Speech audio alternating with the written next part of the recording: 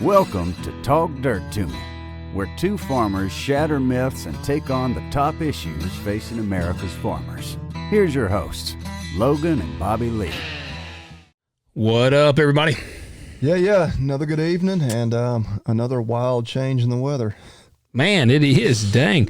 It's cooled off a good bit tonight, but today I actually, when I got in from working today, I put on short sleeve shirt. My kids, well, my son at least, he's worn shorts to school the last 2 days.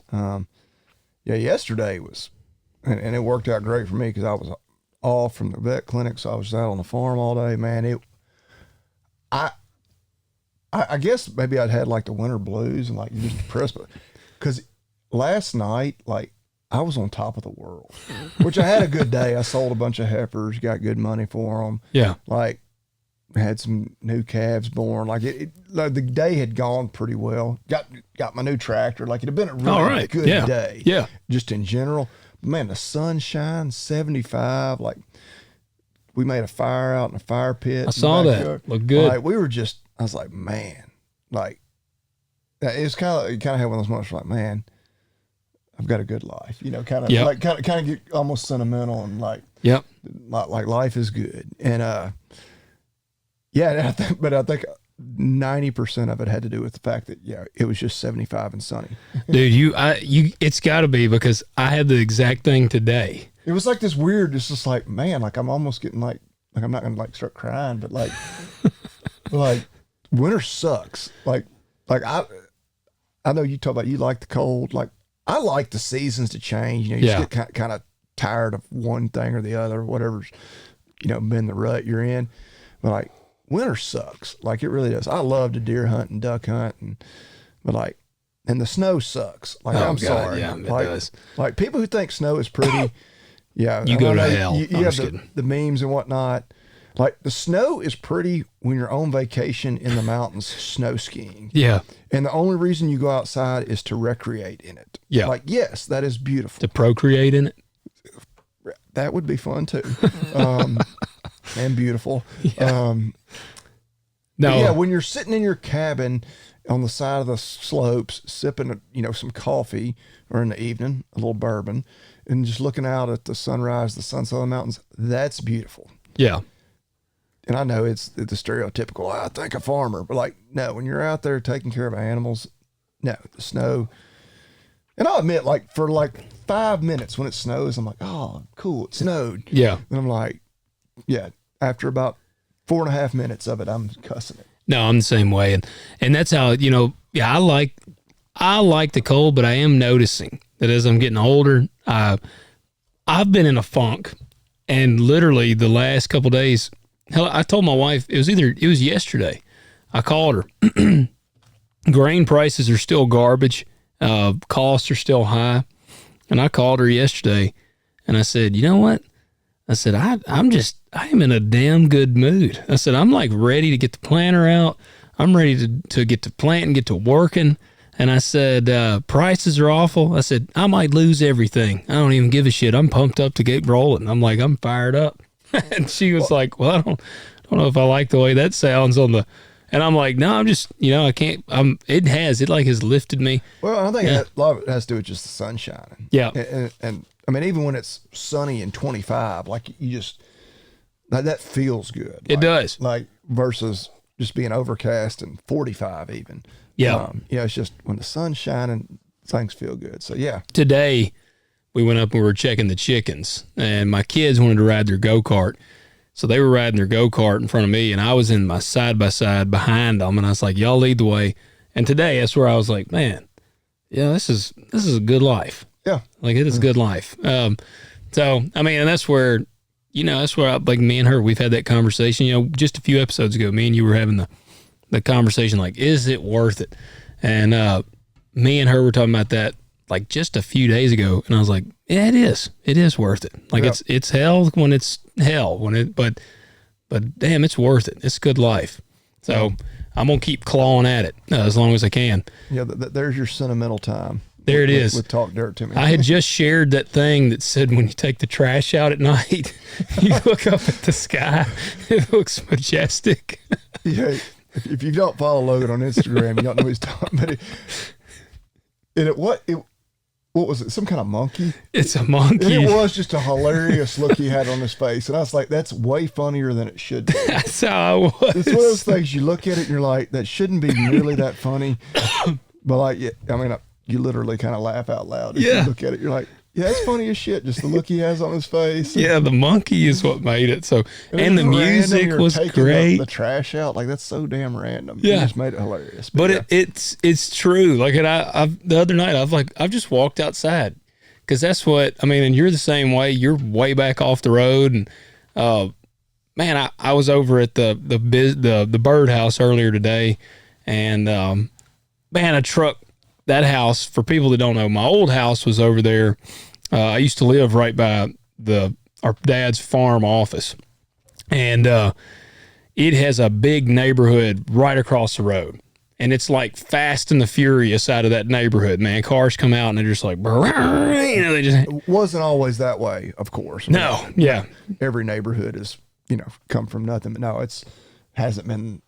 Maybe in the last 20 years. I was going to say, I can remember when it was filled. And I baled wheat straw, shot doves. Done plenty of outdoor activities right there in what would now be somebody's living room. Yes.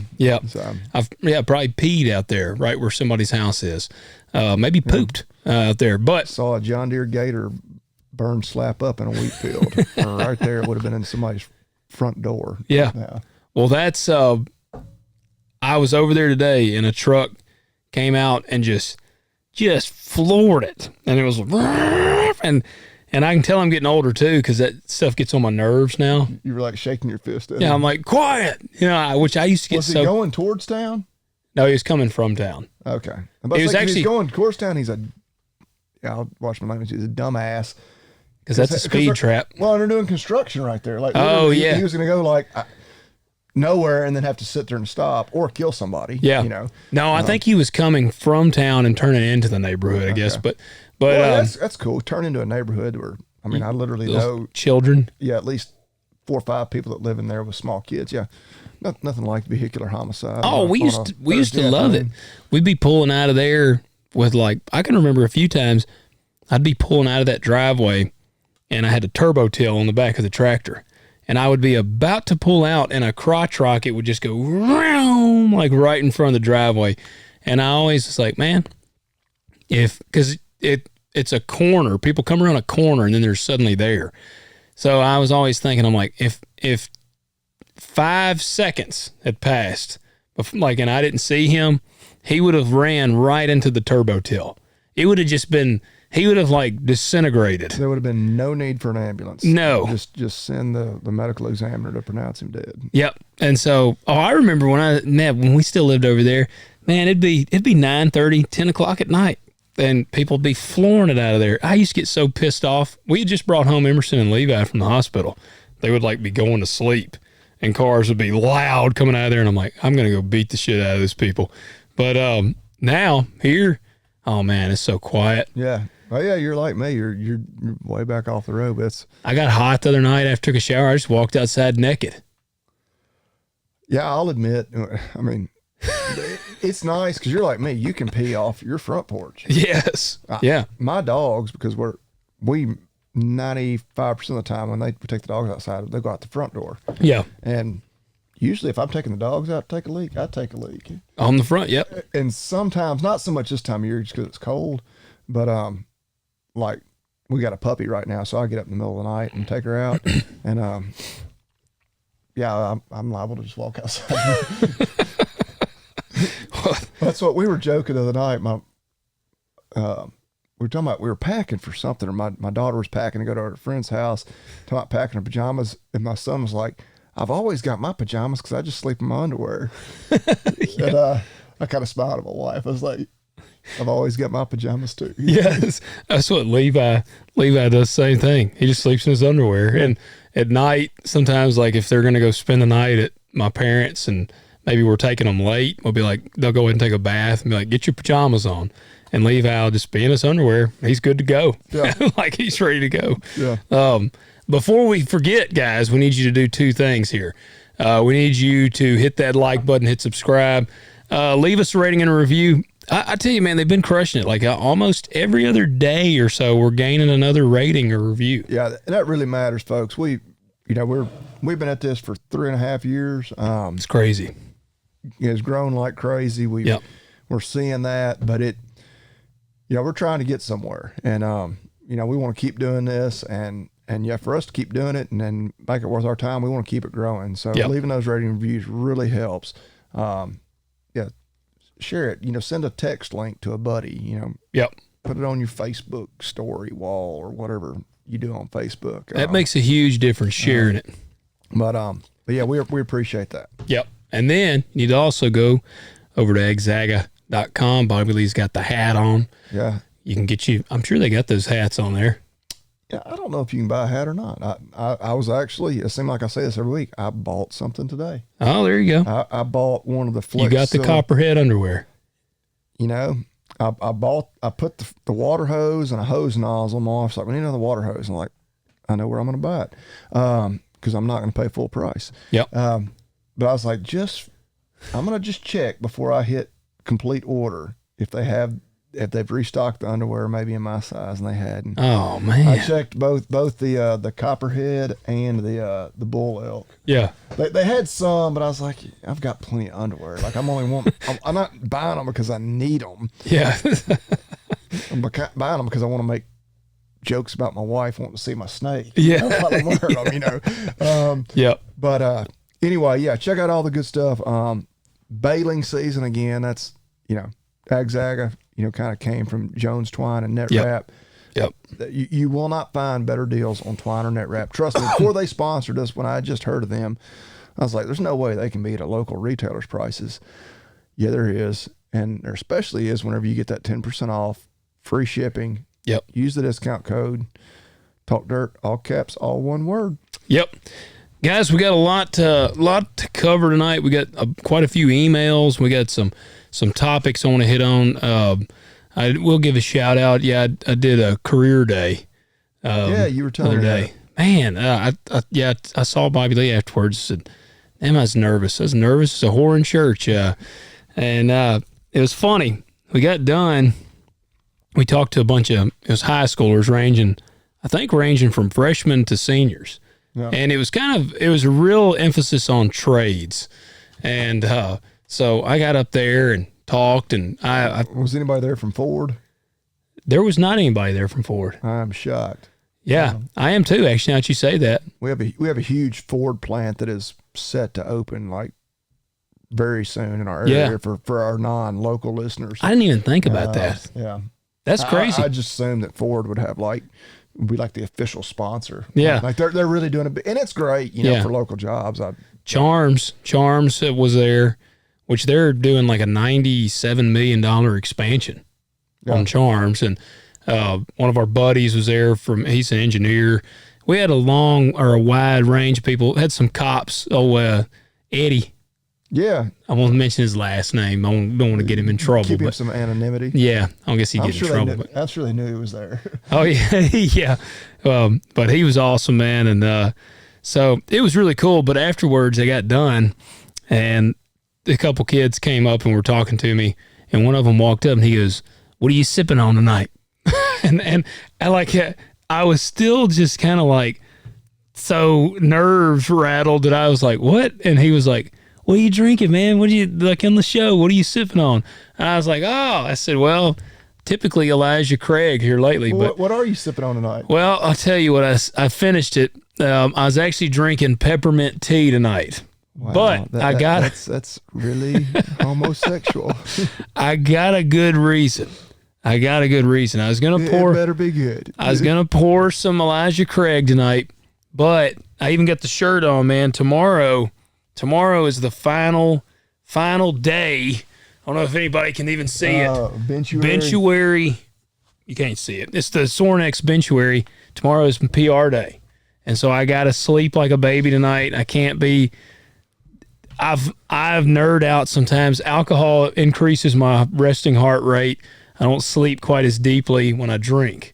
So I'm going for a new max tomorrow. So what's the max?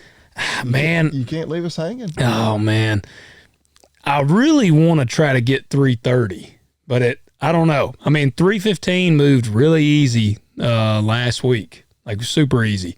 So I'm kind of hoping to hit 330. There you go. That's what I'm going for. And I don't want it to be because of anything that I did that, like if I don't get it, I don't want to be, it's like, damn, maybe if I hadn't drank last night. So I did my good tea and gonna try to sleep hard tonight and get up and crack it in the morning. There you go. So I can't remember your name, but I actually was sipping on peppermint tea tonight. Now, what are you sipping on? Buffalo Trace. There you go. Bobby Lee is at least enjoying the alcohol tonight. But it was really good, man. There's a lot of kids that were really interested and seemed to be really interested in everything.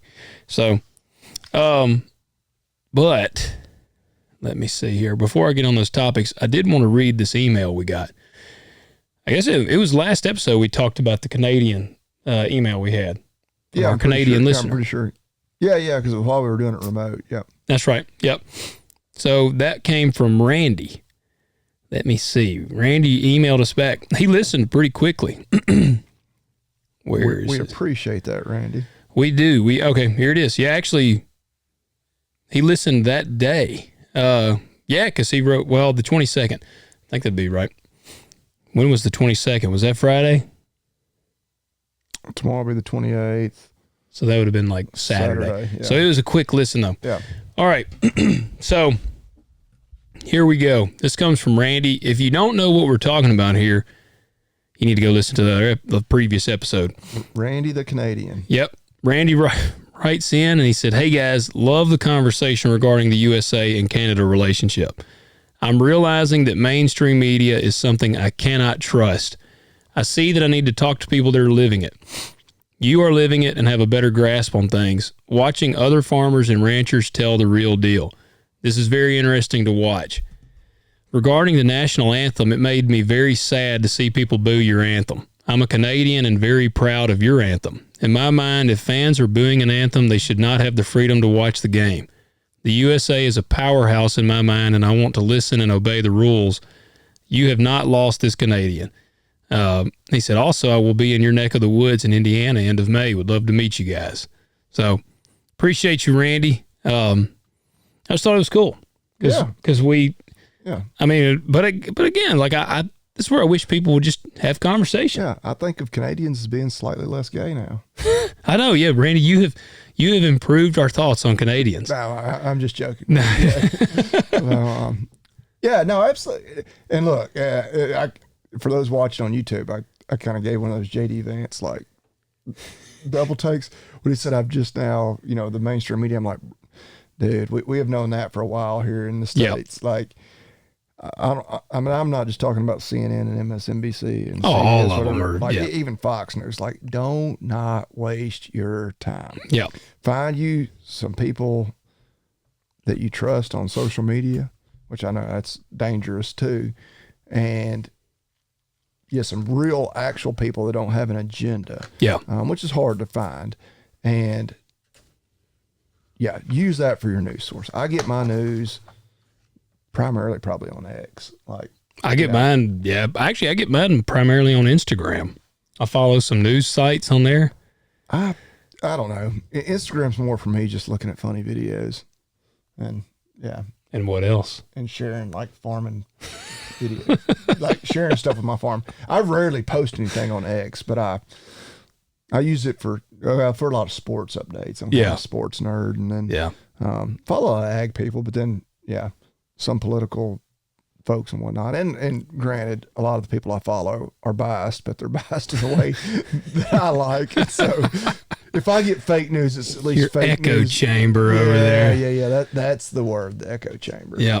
All right, we're going to talk a little bit we're going to get into some politics tonight, and it's kind of because there's a lot going on in the American ag side right now. Doge is coming for the USDA. Man, they are. I hope they are in the right ways, but I hope they are. And that's what. Start with the beef checkoff, Elon, if you're listening. Man, yeah, I wish they would. Start with the beef checkoff, then you can go to the subsidies, and Well, here's what. So we're going to touch on the Economic Loss Assistance Program. So that's the payments that everybody's been wondering about. They've adjusted the price again. And they keep dropping it. It's funny, man. Like beans, so corn, beans, wheat, cotton, and rice are kind of the big ones in there. There's quite a few. It's a long list. I may have. And these are payments based on last year? Yes, and it's per acre payments.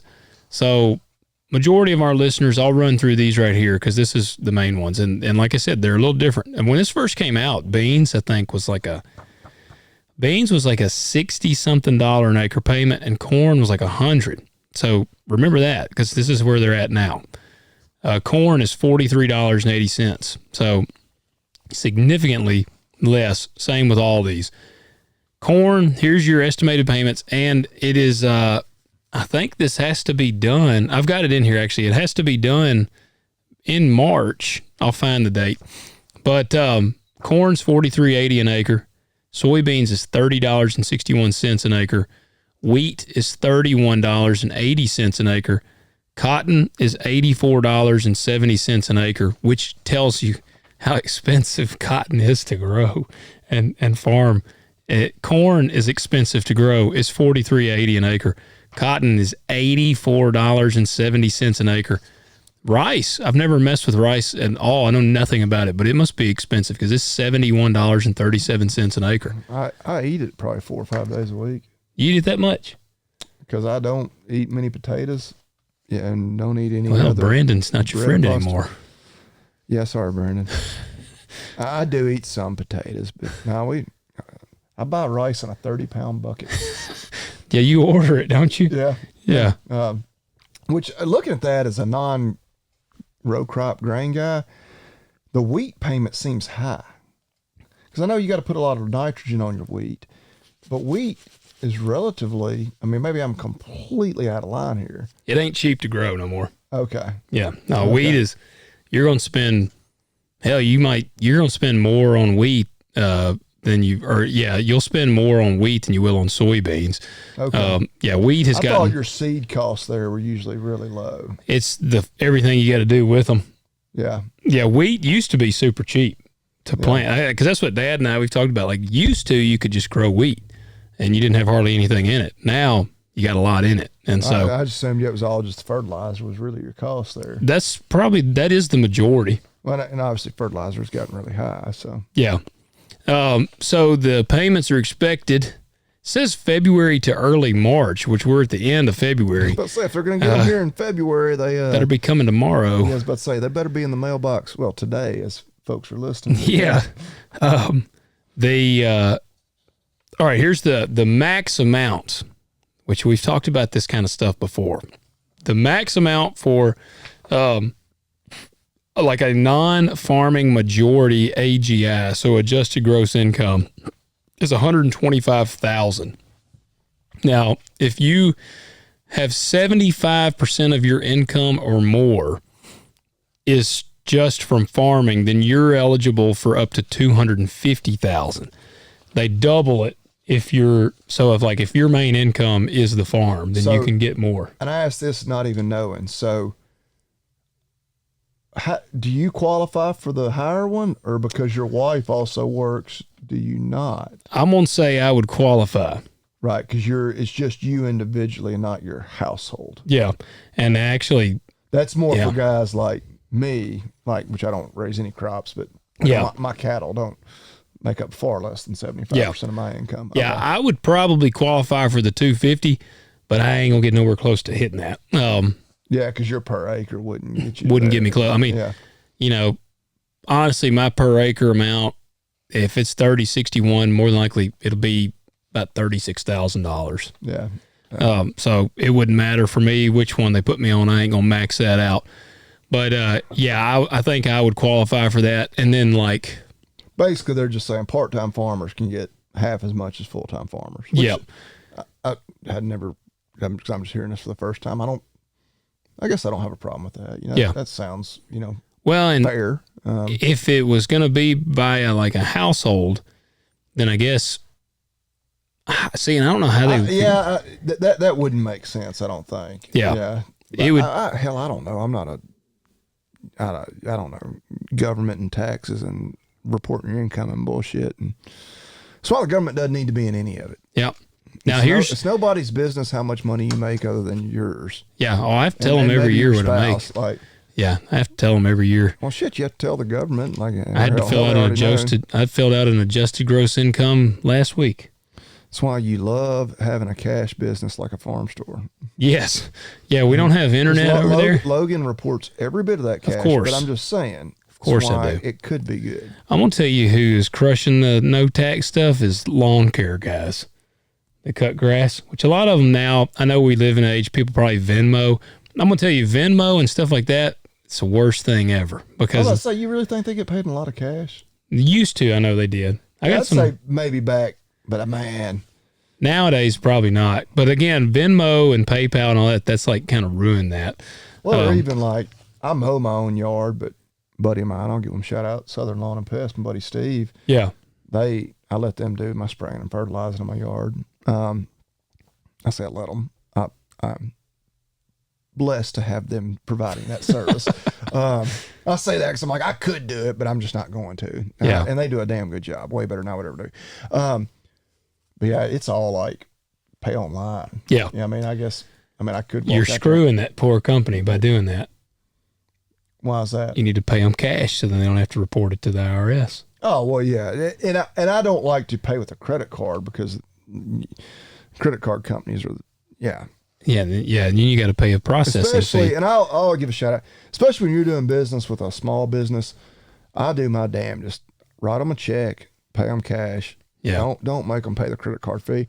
And if you do pay with the credit card and they add 3%, I mean, and if you're fine paying that 3%, good. I mean, that's what your price of that convenience. But yeah, I've gotten to where I make a conscious effort. Like if I'm at the grocery store and places like that, yeah, I just use the card. But like a locally owned small businesses, like no, I like the old grandpa in there, I'm writing out the check, or I'm paying in cash because yeah, save them. But in these tough times, that whatever 2.99% or whatever credit card company takes, it matters. It does. So there's $2 billion for livestock that's been allocated. Really? Yep. And yeah, give me a welfare check. Yeah, it's what the hell for? Well, I'll tell you, just because our inputs have gone up. I mean, what? Well, probably for the weather. It's going to be similar to the ERP. Did you get ERP, or Emergency Relief Program? I do not believe. I do not recall. Okay. Isn't that like the legal way to say it? I do not recall. Yeah, that's what they say on Wolf of Wall Street. I do not recall. I don't think I've ever gotten an ERP. I've gotten some drought money in the past once you get to like that D3 designation on a drought, but it's been a little and not, yeah. Yeah. I'll get to it in just a minute. So that's not for like livestock across the board. Like whenever whenever they did the Corona, what was it? CFAP. CFAP. Yep. Yeah. Everybody was eligible for that, I guess. But, no, we haven't had any disasters in terms of livestock here in the last year. So Secretary Brooke Rollins, she is rocking and rolling. No pun intended. She's Rollins right along. Rollins right along. Rollins. Yeah, that's true. It's Rollins, ain't it? I don't know what it is. I think it is Rollins. Like Henry Rollins. Keep on rolling, baby. I am a fan of Limp Biscuit. Yeah. The chocolate starfish and the hot dog flavored water. Yeah. We had I don't know if I should share too much of this. You got to share it now. I had a patient the other day. Hold on, how did it go down? I think his name was Nookie. Oh, right. That got him to. I did it all for the Nookie, and then of course. Tell me they were obviously a big Limp Biscuit fan. What I'm trying to remember what exactly was wrong with the patient, because have an injured penis. It was something like that. It wasn't exactly that because we were like he was doing it. He was too into it for the Nookie. Or mate, I can't. It's gonna kill me. Did you say that to the owner? No. Oh. These are the conversations we have in the back. Well, they gotta be. If you name a pet Nookie, come on. But I got to. It always leads me down a rabbit hole because like some of my staff's like I hadn't heard of that song and I looked it up. It like first came out in like the late 90s. Yeah. And they were like, yeah, we weren't born yet. And I was like, okay. And I got to reading his like the Wikipedia article on it. On Fred Durst. Yeah, and then writing that song. Yeah. And it was basically like I was pussy whipped by this girl, and she was cheating on me, but I just couldn't, bring myself to break up with her. And so that's where I wrote the song. I did it off of the nookie. I love the song. It's a classic. I love, man, when I lift weights in the up here. Like you're young enough that like when that first song came out, like it was like my ears were not supposed to be I was hearing. about to say you were like 7 years old. My sister, she had like my sister's you would have had no idea what it was even talking about. No, but I guarantee you, I was like, I did it all for the nookie. Yeah. But my sister, this kind of stuff, my dad's a rock. He listens to rock still. He was a 93X guy. And my sister, she likes rock music. And I can remember my mom would like raid her CDs and like throw away the Limp Bizkit and stuff. But when me and Brandy, like if she would be taking me to school, sister's 8 years older than me. Her and Bobby Lee born like 12 hours or something apart. 14 hours. There you go. But we'd be jamming some Limp Bizkit or something in there. So, I was exposed at an early age to that stuff. But, sorry to go off on a tangent. No, and I love, like I said, I was in here lifting the other day. My kids will come in there with me, and I got like this big Bluetooth speaker, and I had 90s metal is what I was listening to when I was in there. And break stuff, you know that one? Yeah. I know you know it, but it's like the guitar just makes me want to people can say what they want. Limp Bizkit is hard as crap, man. Like that guitar is like, and when I'm pumping iron, it really gets me going. But then my 7-year-old kids are in there, and Limp Bizkit. And Limp Bizkit has, for people that don't know, because we got some young listeners, the language is pretty bad on some Limp Bizkit. Yeah, it definitely had the explicit lyrics. On those discs. So as much as I wanted for those of to, y'all out there, the young ones. So CDs, that's a compact disc. It's this little round thing. You had to handle them actually very carefully. If you scratched them, man. Then you had to get the pantyhose out. Yeah. Wipe them. I don't know if that did anything. I used to try all kinds of stuff.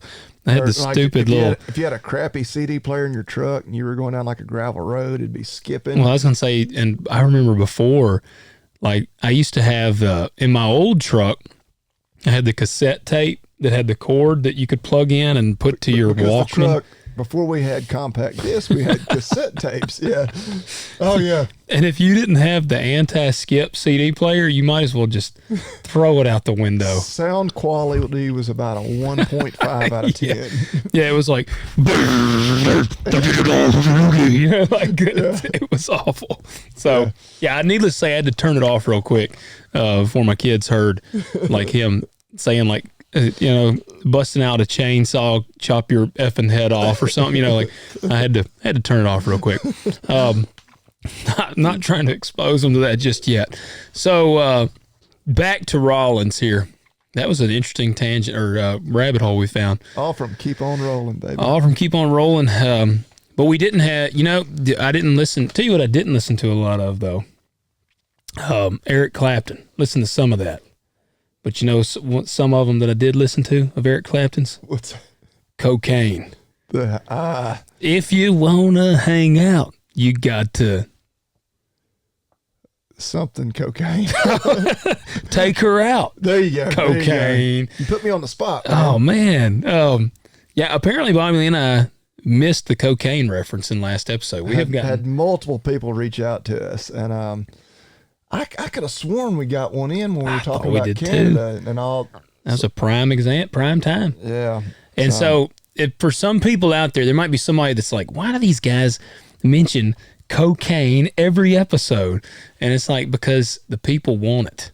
The people have grown accustomed. Like, I had people. They don't want the mention. They want the actual cocaine. Yeah, they want the cocaine. And hey, I've said before, who knows? We'll see how farming goes. So Brooke Rollins, she says that this taking care of the farmers is her second highest priority right after the avian flu outbreak. They've got a response to it now. I'll get into it in just a second. Her quote was, "It's got to move quickly. Now that I'm there, other than avian flu, that's probably when I walk out of here. I'll jump on the phone and we'll start figuring out again why this isn't moving more quickly." Talking about the funds. She was just confirmed a few days ago. The undersecretary responsible for these payments hasn't had a hearing yet, and USDA is trying to Band-Aid and duct tape the process together. I got the top 10 states receiving the most payments. What do you think number one is? Most payments overall, or is this specifically for the avian? No, overall. Oh, so it's all for crop? For those crop This payments? may be crop and avian. I'll tell you, the number one is the largest cotton producer. Largest cotton producer state, so Texas. It is. Texas is number one. Well, I mean, I guess I wouldn't even. I was going to go more like the Corn Belt, but yeah. Iowa's number two. Yeah, okay. Iowa, Illinois, Indiana. It's Indiana's on down the chart, but Iowa and Illinois are Iowa's number two, Illinois is number three, Kansas is four, Nebraska's number five, Minnesota 6, 7 is North Dakota, 8 South Dakota, 9 is Indiana, and Missouri is number 10. So it's basically Texas and the Corn Belt. Yes. Yeah. I was like, man, poor old Tennessee. We don't even make the list. I don't know if list. the Dakotas are technically the Corn Belt or not, but all those states touch one another, and then there's Texas. Yep, Texas. And Texas is just so freaking humongous.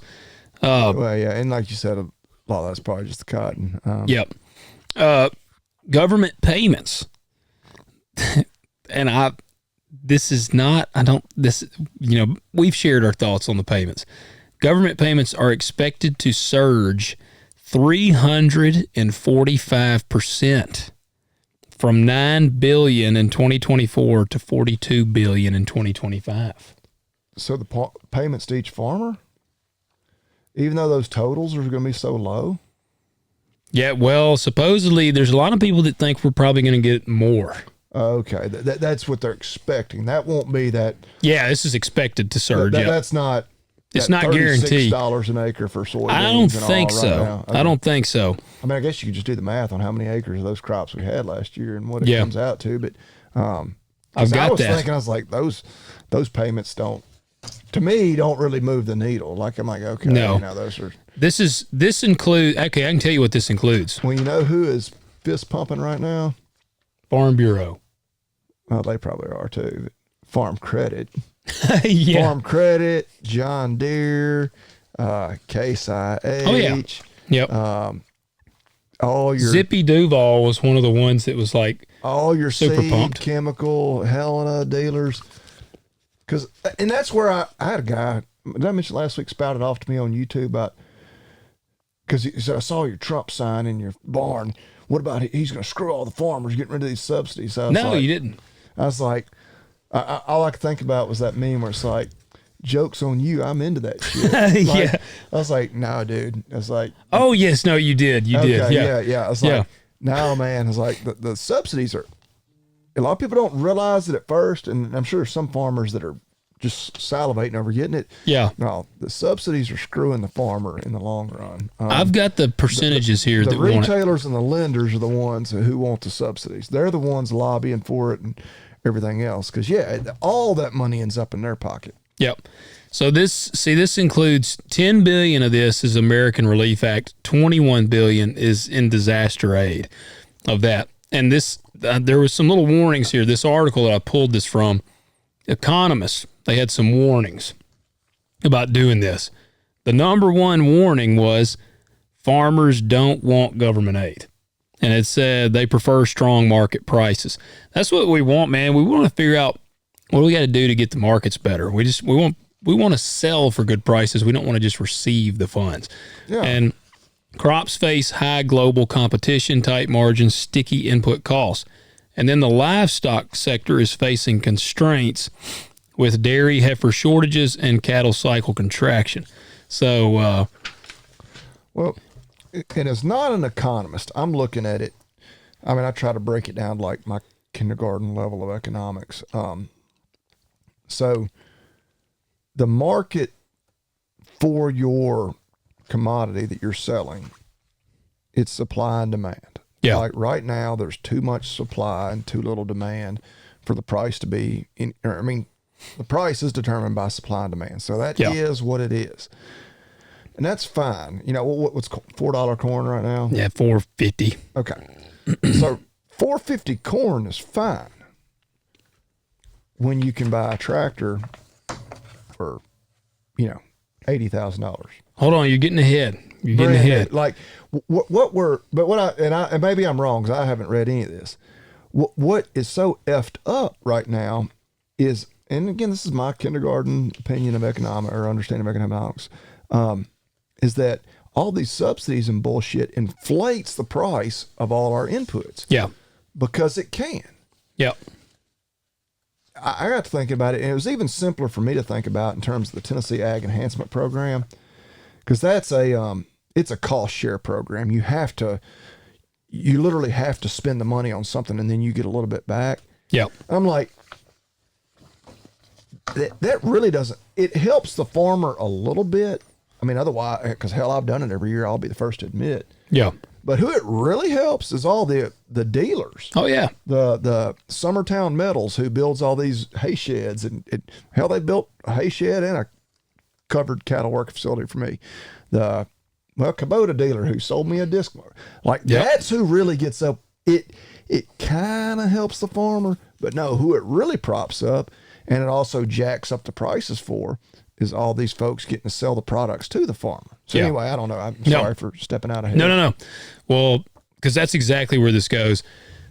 Maybe I understand economics more than I thought I did. Yeah, because see, it says concerns about payments is driving up input cost.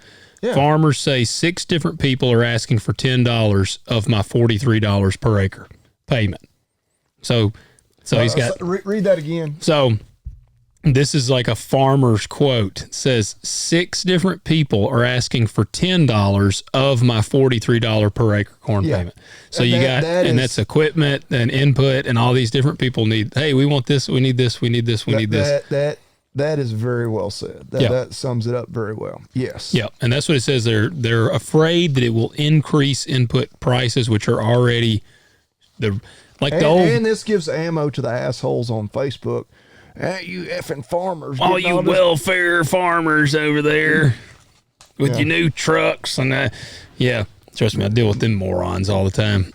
Meanwhile, my combine costs more than your house and your 2 cars in your garage. Yeah. And it's cool to have a nice combine, but at the end of the day, it's simply a tool for me to try to make my living. Yeah. Yeah. Oh, yeah. 64%. Here's the economist's take on government aid in agriculture. 64% of economists say payments are needed, citing rising land values, high input costs, keeping over-leveraged farmers in business. 36% disagree, saying that it will artificially keep land rents high, delay necessary farm industry adjustments, meaning prices come down. It's which comes first, the chicken or the egg? Do we need the payments because rent prices and input prices are high, or are input and equipment, everything prices high because it's inflation. It's simple inflation. You're injecting more money into the ag economy. It's just like when they printed all that money during COVID and just gave it away. Like, it didn't help anybody out. It just inflated everything. Yep. Yeah. Well, good. Maybe Mr. Allen would be proud of me. I actually learned something in my high school economics class. Did you learn the difference between a ship and a boat? Oh, damn. Now I've just disappointed him. People used to tell him, this was a guy who was in the Navy before he came, he was a teacher. Yeah. And if you said, what kind of boat were you on in the Navy? He would get so pissed. He was like, it's a ship. It's not a boat. You go on a boat to go fishing. Okay.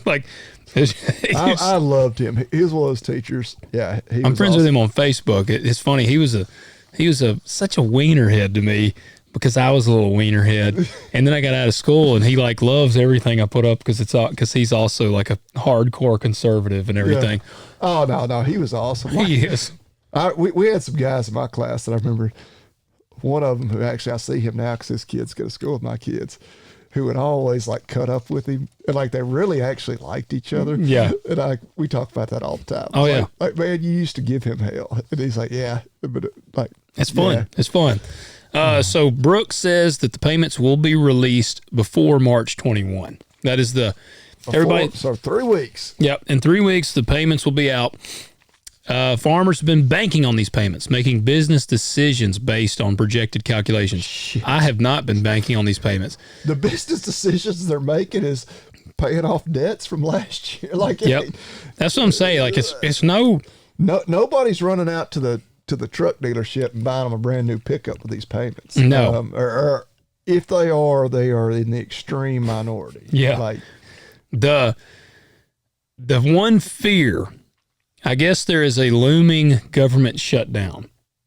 And they say that if the government shuts down, there's a potential for it to shut down, I guess, on March 15th.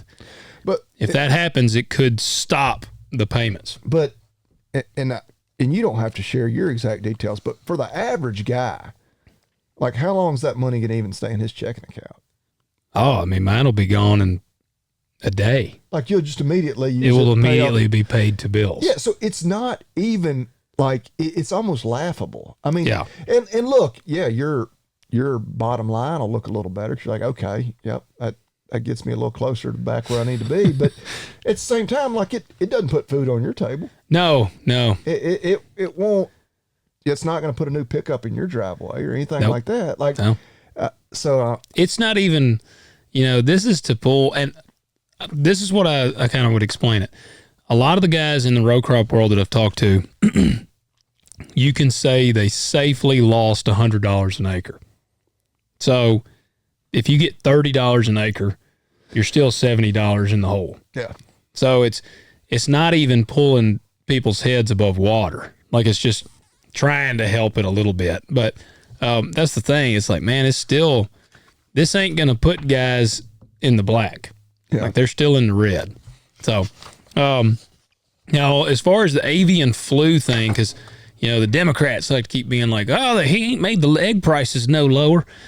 So they are going to push hard on this egg thing. And that apparently is Brooke's number one thing on her agenda right now is to try to do that. But they're basically going to pump some funds to it. Here's the plan. 5 major actions in the avian flu plan. Number 1, $500 million to help poultry farms implement top-tier biosecurity measures. Number 2, $400 million in relief for affected farmers, speeding up their recovery. Now, a poultry guy messaged me, and he had to kill a bunch of chickens. Like a bunch of them that weren't sick, I bet. Yes. Like he was telling me. I'm going to give my opinion once you get done with this on some of this. Number 3, $100 million for research and development of vaccines and therapeutics. Number 4, regulatory rollbacks to ease burdens on egg producers, including reviewing California's Prop 12. And then number 5 is temporary egg imports, considered only if safety standards are met. So we're going to import eggs. Number 4 I can get behind. Yeah.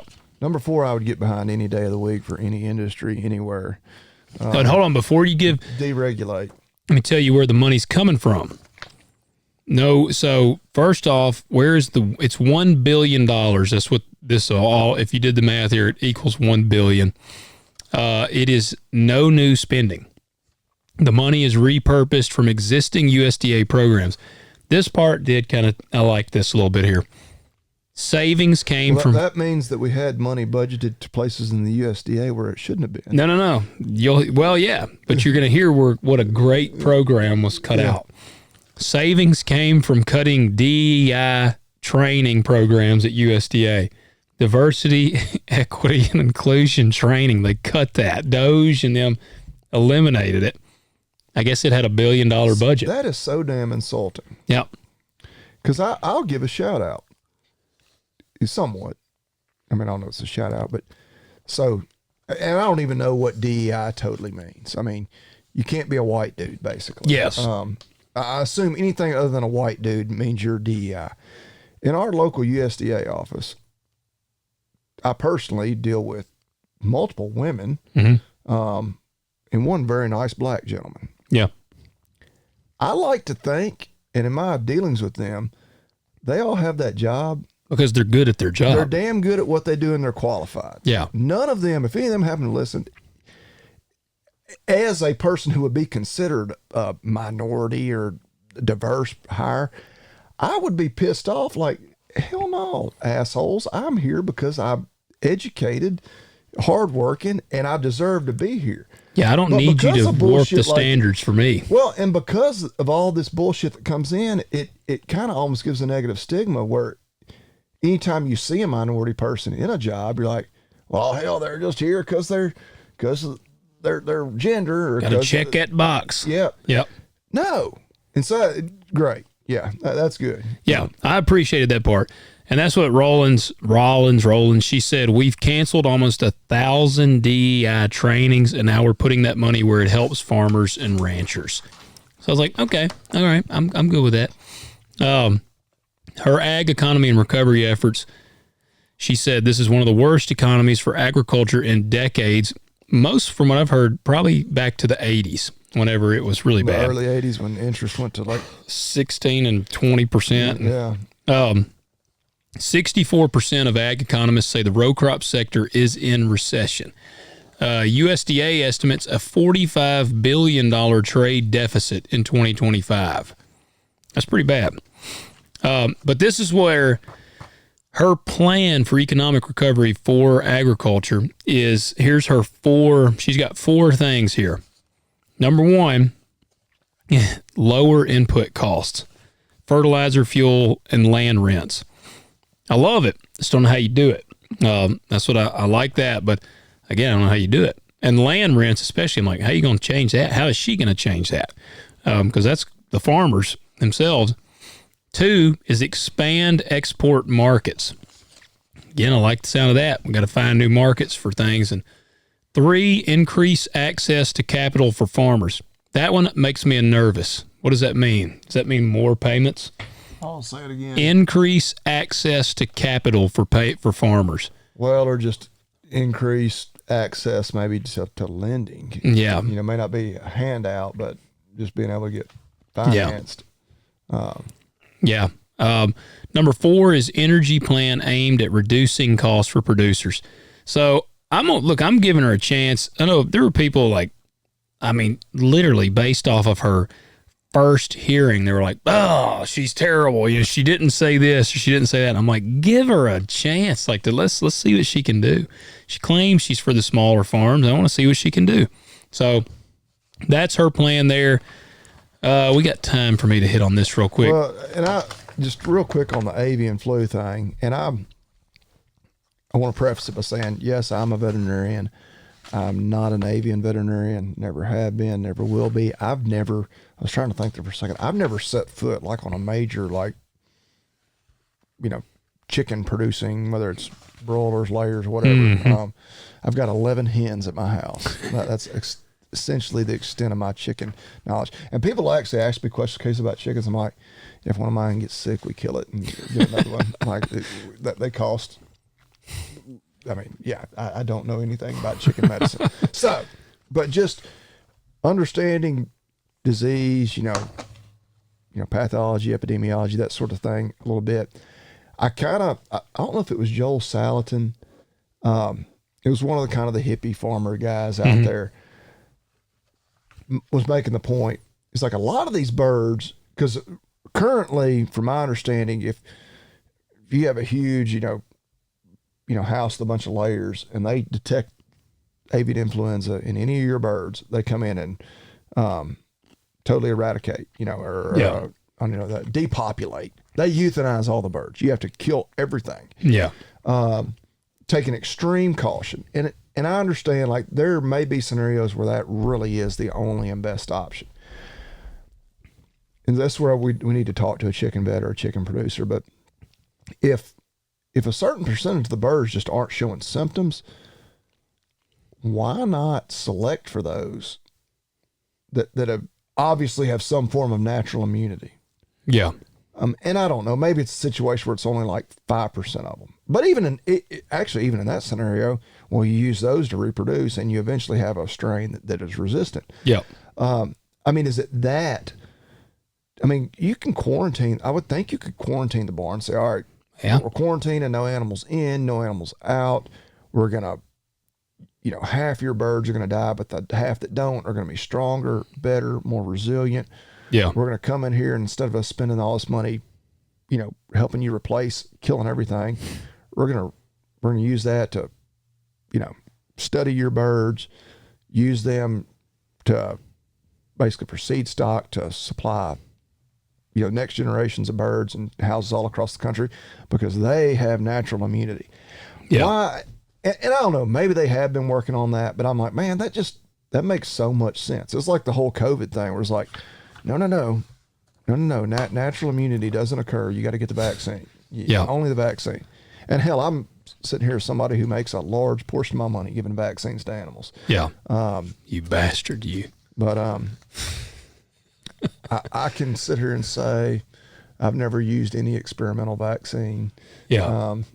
Never anything that hasn't been through full trials, wasn't approved for just as an emergency use basis or anything like that. Yeah. No. Well, here is the USDA's projection. I wanted to get into this before we get out of here. Their projection for 2025-26. They project what we've all been thinking. Going to be a bunch of corn. Increased acreage for corn, wheat, and let's see. Corn area sets the biggest jump, while soybeans average decline due to lower price forecast. Which is that all because there's so much South American soybeans? Yes, and I've actually got some Brazil stuff here too. So do they just not grow much corn down there? I don't think they can grow any. Really? Yeah, I've never heard of them. I've never heard of anything out of them on corn. I don't know if they grow some, but it's just not enough to matter. Yeah, it ain't.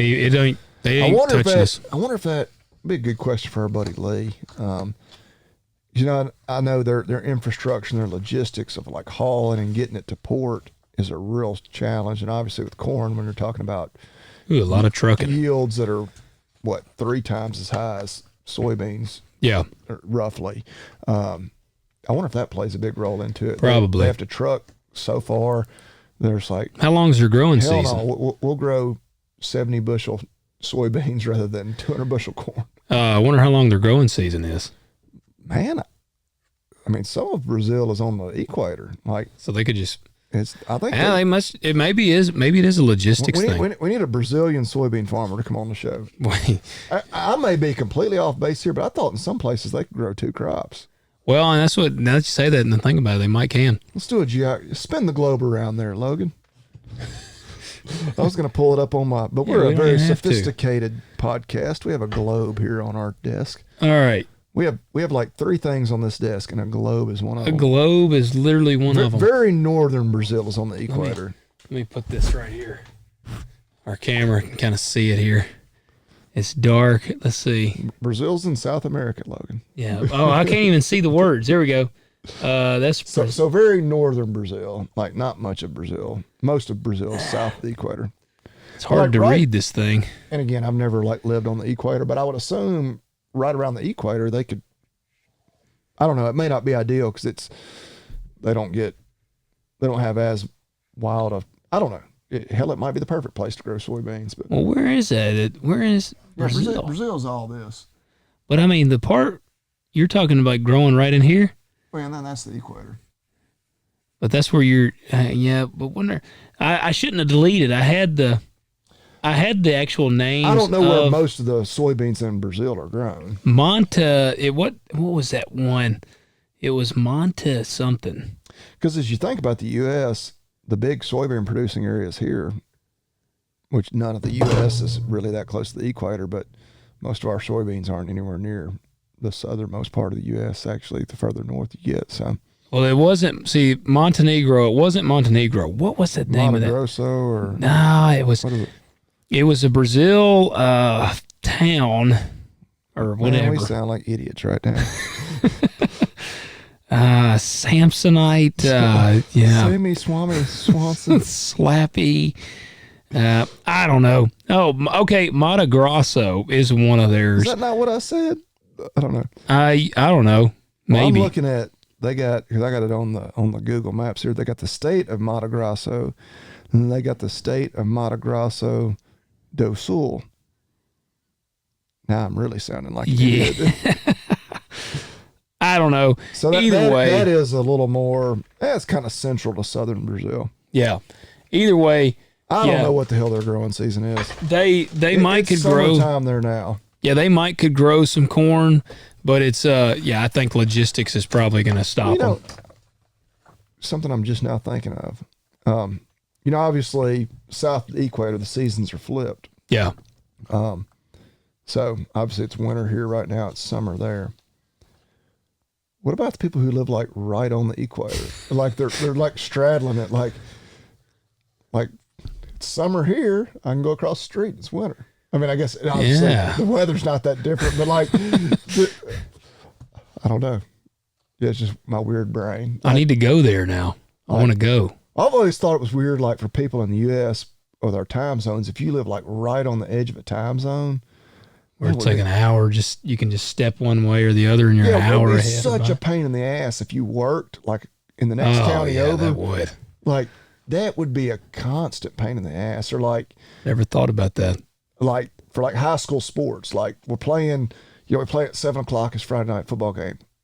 Oh, but shit, we're being Eastern time because we're playing across. Yeah, I never thought about that. Like, what a pain in the ass that would be. That would. Where it's really nice. We're kind of like centrally within the central time zone. Yes. Yeah. But yeah, like people, they could be like, if you live on one side of the equator and work just across the other side, like, it's summertime here. You wake up and it's summer when you get back home, but when you go to work, it's winter. Yeah. That's pretty interesting. I never thought about that, but that's true. It's very true. Totally useless and worthless conversation we have here. There you go. Well, here, I'm going to run through this. So here is the corn outlook. Record productions of 15. This is the production outlook. Their projections. They're saying record production of 15.5 billion bushels. That's up 5%. Which that is 94 million acres planted. This is not the most ever planted, but it's the second most ever planted in the last 5 years or something. 94.6 million was the previous highest. Right now we're at just 94 million. And it was interesting. Every year they've increased our average corn yield. It was like 171 bushels, 173, 177, and then now we're up to 181. They're saying the projected yield is going to be 181 bushels, assuming normal weather. So that's corn. So and exports, it says, is down 50 million bushels to 2.4 billion due to increased competition from South America. So there is some corn competition, but U.S. is the corn king. That's the one thing. Brazil is like the soybean king, pretty much. Soybean outlook for the U.S. is down 3 million acres to 84 million. And the yield forecast is still up 52.5 million bushels. The exports right now are up, surprisingly. They're up 40 million bushels. Wheat, I'll give a wheat. I ain't gonna do a rice. Sorry, rice guys. If you need to know, you can message me and I'll tell you. Wheat is down 2%, and the yield is 50 bushels to the acre. See, at the current prices, we just couldn't make 50 bushel acre wheat pencil out, and that's probably what the last wheat that I had probably cut 50. Some people claim, I've heard guys be like, "Man, my wheat cut 100 bushel an acre." Well, there's so many different kinds of wheat. It is. Like around here is all soft red winter wheat. Yeah. There's hard red winter wheat and Durham wheat and hell, it's like I'm like, oh shit. Just wheat to me, man. Yes. Yeah. Hell, I got the diabetes. I can't eat bread. No way. Do you got it? No. Oh, I thought you had it. I'm just trying not to get it. Yeah. You got to eat the rice bread. Yeah, I'm bad for wheat farmers. Yes. I don't eat none of y'all shit. So here's the part that's concerning. Brazil soybean yield growth versus U.S. Brazil's soybean yields have grown faster than the U.S. over the past 5 decades. The annual yield increase in Brazil is 0.61 bushels. In U.S., it's 0.51 bushels. So Brazil's soybean yields are now comparable to U.S. levels. The two main drivers are this: expanding acreage. Matopiba, that's the Matopiba. I never saw it on there. I don't know what part of Brazil it's in there. I'll look it up on my little. It says in new regions like Matopiba, and then increasing yields through better technology management and infrastructure. It does help when companies are making cheaper, high-tech stuff for them than we can get here. And I also don't think they pay a technology fee either. Brazil's soybean yield growth outpaces the U.S. across all regions. So Brazil is just kicking our butt right now. Despite a recent poor crop year in Brazil, the long-term trends favor continue Brazilian growth. Future growth and challenges for Brazil's soybean industry. Their biggest future growth areas is Center West and Matopiba. Are you looking it up? How do you spell that? Matopiba.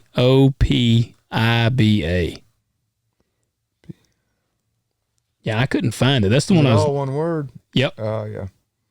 Okay, yeah. Do you see where it is? It's kind of Get my globe. It's kind of on the eastern side of I mean, it's like a state. Okay. So it Up. Matopiba.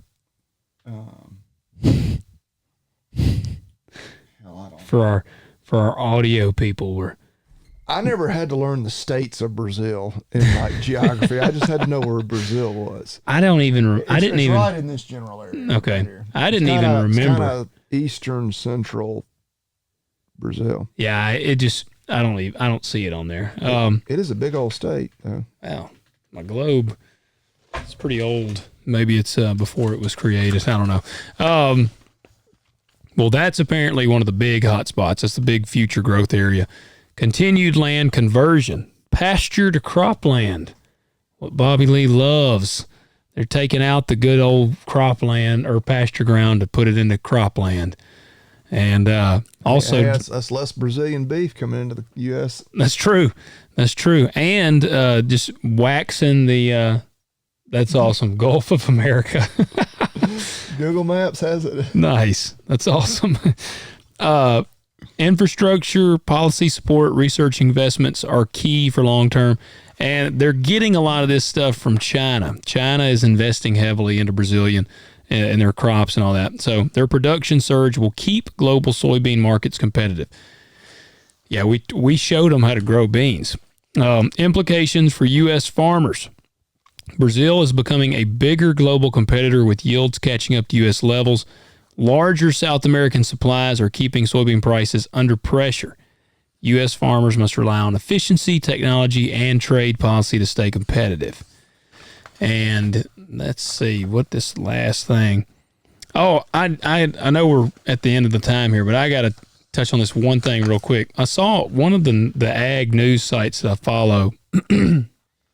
I don't remember if it was like Ag Daily or which one it was, but I was laughing because our most recent reel that we just shared on Instagram was us talking about a person wrote in and said we should be on Joe Rogan's podcast. Well, this chick wrote like an open letter to Joe Rogan. It was published on this ag website, and it was her urging Joe to have on like her or conventional farmers. Well, and I think I know why. I had a note last week, but we didn't have time, but I didn't mention it. But it was Rogan had hit on a couple of different things ag related. I hate to even mention it now because I was go ahead. Well, she was just talking. It's the farm babe is what this chick is called. And she said she's calling out Joe for spreading misinformation about agriculture. And it was, you remember? I remember one of them was Joe shared an article about the carbon footprint of. Yes. Yeah. It's like a study showed that big ag is, 6 times more efficient and sustainable than like growing your own food in your backyard. And he was like calling bullshit. Yeah. He was like WTF or something at this point. Like he kind of Yeah, well, Zach Johnson, Millennial Farmer, was one of the top comments because I'm sure it just got a bunch of likes. He's like, this isn't hard. Like, yeah, he's like, you not think over the last couple of centuries of like us modernizing agriculture that we've figured out how to, like, yeah, me growing thousands of acres of soybeans, I can produce, corn or whatever. I can produce more food with less carbon footprint than one jackwagon planting 6 tomatoes in his backyard. Like overall carbon footprint, which there's, the statistics and how they measure that is questionable. But then, that was the other point I was going to make. Rogan had another one, which he actually got attacked for, because that one people were like praised him. They're like, oh, the very few people that were mad were the ag people in that one. Yeah. There was an article about the wolves in Colorado. Oh, I saw that. And he was pretty much, which I don't know, I would have almost expected Rogan to be like pro-wolf, Yeah. Although he is a big elk hunter now. Yeah. Hunting all those private ranches with Cam Haines. But they get a lot of grief about that. Yeah. He's like, man, pretty much he's like, this is bad. There's a reason these animals were eradicated from the West 100 years ago. And of course, Rogan has he has a pretty diverse audience, but apparently a bunch of tree huggers too. And animal rights people, they're like, oh no, Joe, you're wrong. And I was like, wow, Joe, twice in 1 week, because he doesn't post a lot on social media. Yeah. And he had one that was totally pissed off the farmers, and one that was totally pissed off the PETA folks. Yeah. Yeah. Well, here's what and this is that's what she said. Her basically breaking down her thing was it's the misconceptions, and it's Michelle Miller. They call her the farm babe. Oh yeah, I know who she is. Yeah, she said that it's fear-driven. Here's several things she wants to call out. First is fear-driven marketing in the meat and supplement industries, which all of these things. This is why I'm like, he just needs to have me and you on. That's what he needs to do. Because sorry to the farm babe or anybody else, but he needs to have us on. Because she says the fear-driven marketing in meat, and this is claims like grass-fed is the only healthy option, or hormones in meat are dangerous. And again, we've harped on this before with the Good Ranchers and different ones that kind of do that. And then also that modern crop farming is more sustainable than portrayed. Rogan's take is industrial farming is destroying the soil, whereas the reality, farmers actively improve soil health using crop rotation, cover cropping, and precision fertilizers. Modern pesticides and fertilizers undergo rigorous safety testing before use. Food efficiency is key to sustainability. Large-scale farms play an essential role in feeding the world, and that is true. And then the debate over large versus small-scale farming.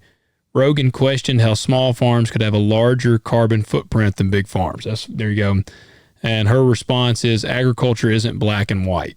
Food production efficiency matters, and modern large-scale farms play a role. And she points out the hypocrisy.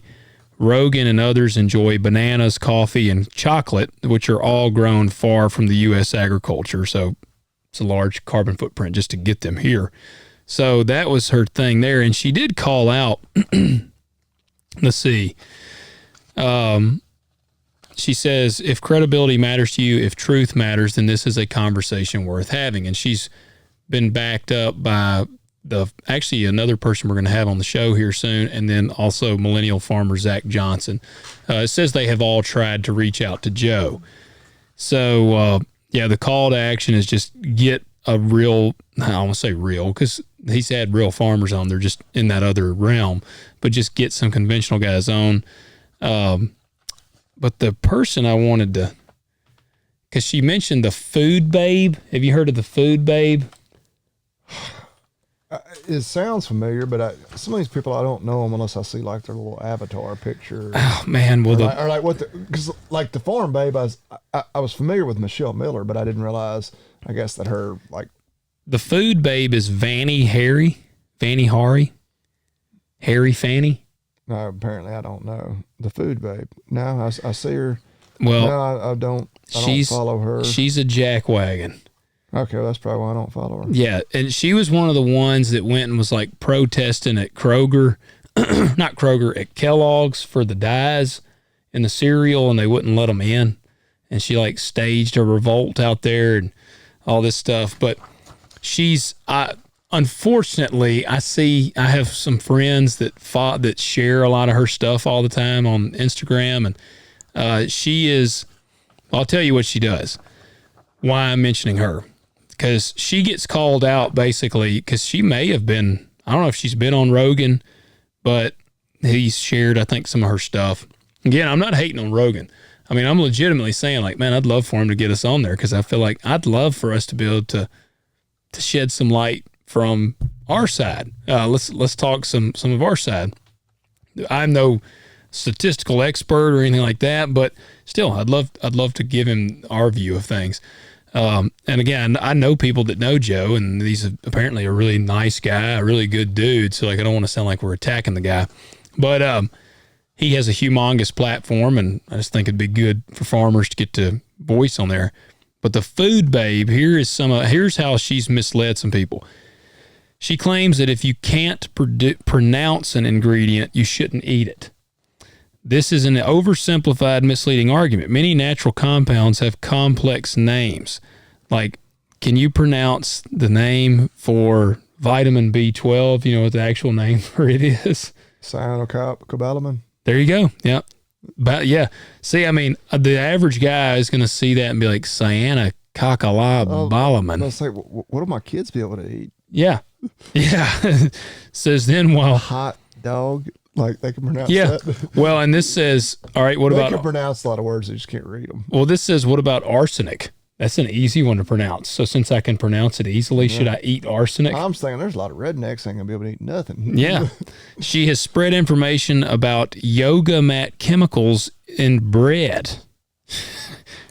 Oh, that's that dicarbonamide. It's in bread, ignoring that dose and context matter. So again, she's one of them. Then she demonizes GMOs. She has repeatedly attacked GMOs despite the science that says they're safe. She falsely claims GMOs are linked to chronic illness, cancer.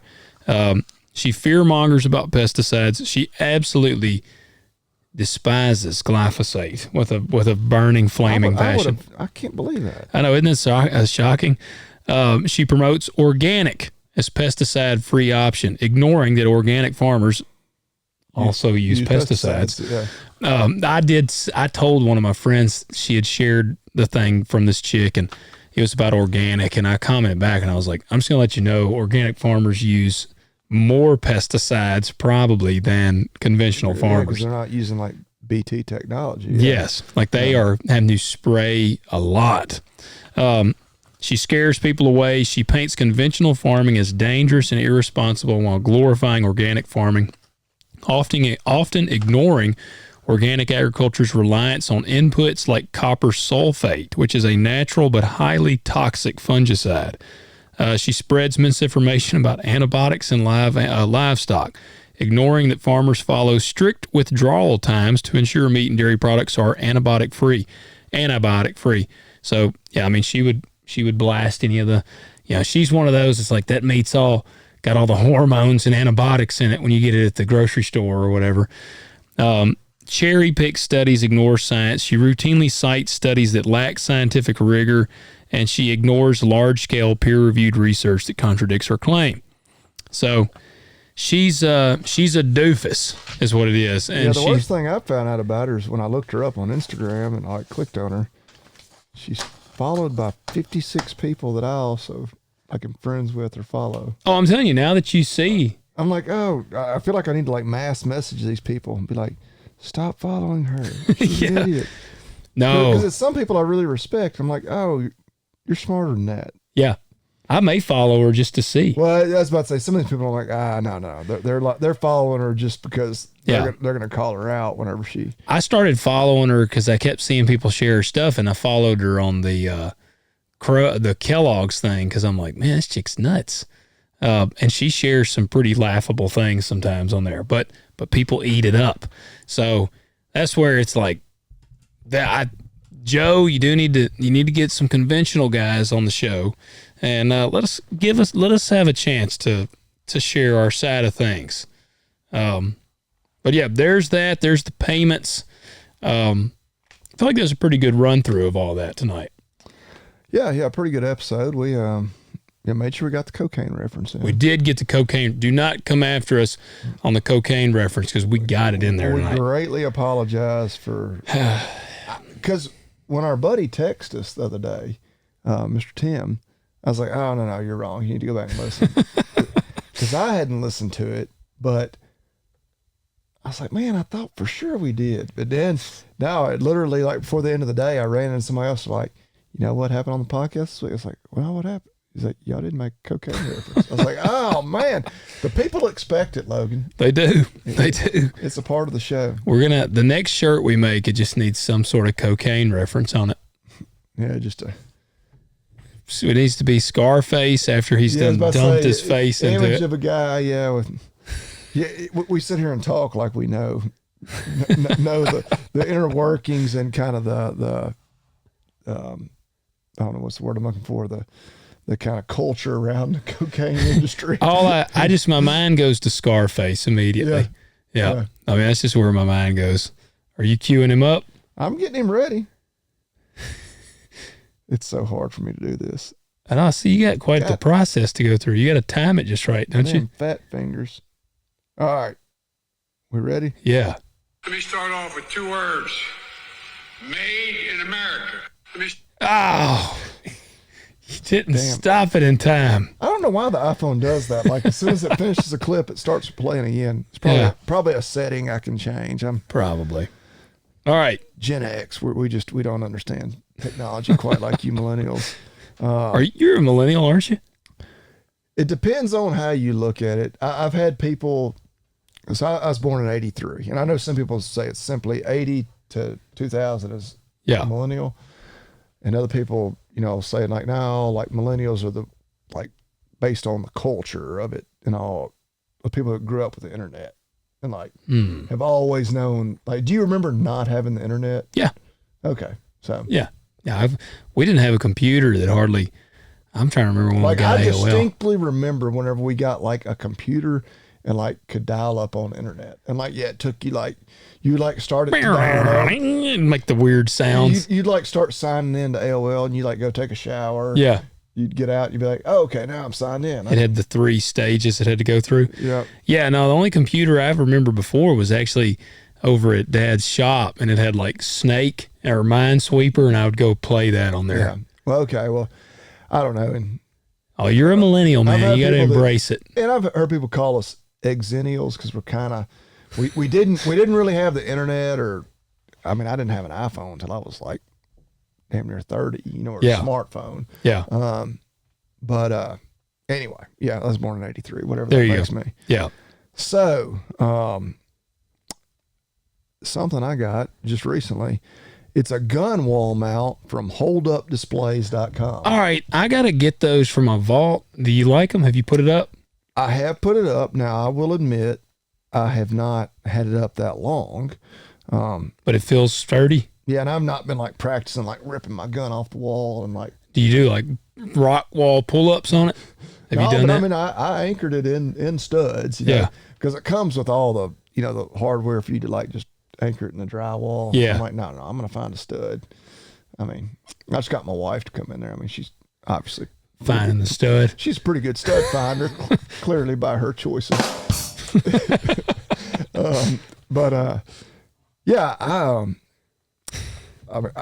Basically what I've done, I've been wanting to buy a self-defense shotgun. Yeah. Because I've got a gun or two around the house, but I was like, you know what? And I wanted one with the light and the forearm and everything. What'd you get, a Mossberg? I did get a Mossberg. 500? 590. 590? Is it a 590?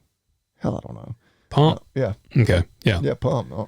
Only thing that can go wrong is somebody shoots me before I shoot them. I don't have to worry about it. Yeah. It's got a stock on it. Yeah, it does. Okay. Full stock. It's got the extended tube. Extended tube, the bright ass light in the forearm. It's just I got a 935, but it's automatic. But it's got the extended tube. Yeah. it's that automatic, man. Well, I got the old. Did you ever listen to much Rage Against the Machine? I mean, some. I wouldn't like a. Did you ever listen to Pistol Grip Pump? No, I don't. I mean, He's like pistol grip pump on my lap at all times. I got the 500 pistol grip.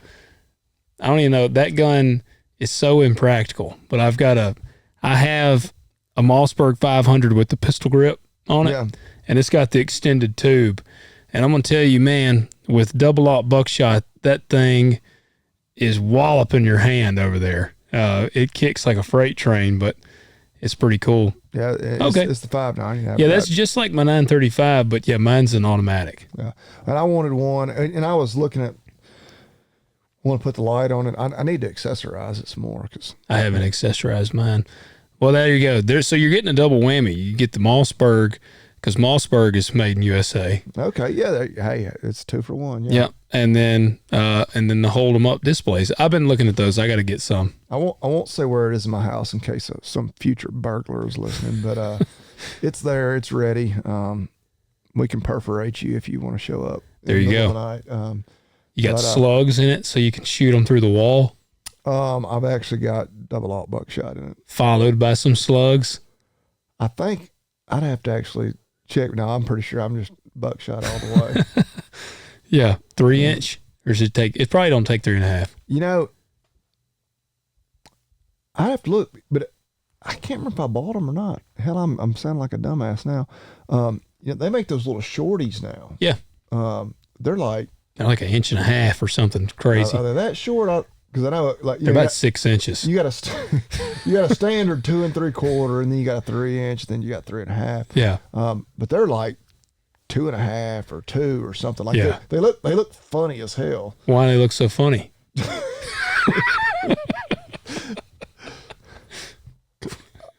Thought that was pretty average size. Oh man. Good spot to end it there. Yeah. Remind you to check out our friends over at agzaga.com. I don't think they have any shotgun shells. Any average size shotgun shells for you? What I told you I bought a garden hose today. What would be a good average length garden hose? How long did you get? How long was it? I believe I got a 50-footer.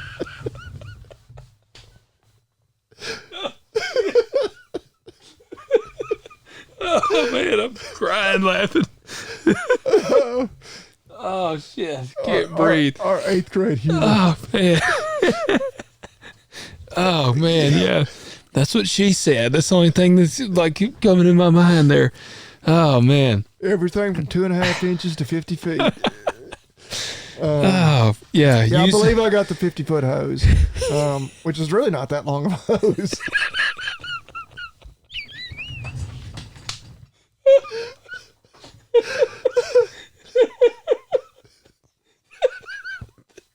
Damn. Oh jeez.